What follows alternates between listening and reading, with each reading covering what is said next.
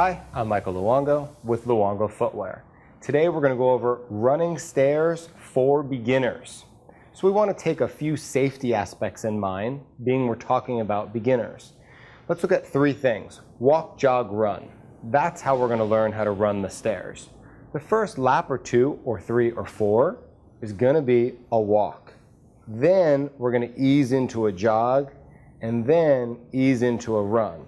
Whether that all happens in your first trip on the stairs or your second trip or your third trip to the stairs is up to you and how you feel with your progress. But just remember, walk, jog, run. We're building to a run.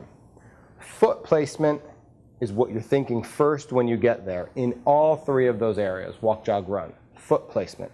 Get a full foot on the stair and you want to really get all your shock absorbers ready. And that's coming from having your full foot placement on the step. So on the way up, your ascent, that's your power move. And on the way down, your descent, that's your big shock absorber so you stay out of your knees. And the best way to do that is to focus through your glutes. That's going to be your biggest shock absorber on the way down. And that's pretty simple for now for the beginning. Let's go outside and show you how to do this.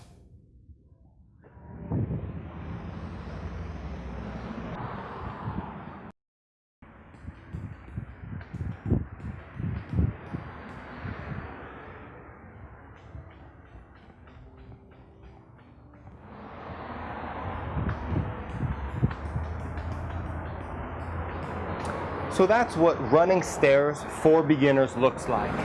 Full foot placement, be aware of where you're stepping. I'm Michael Luongo with Luongo Footwear. Thanks for watching.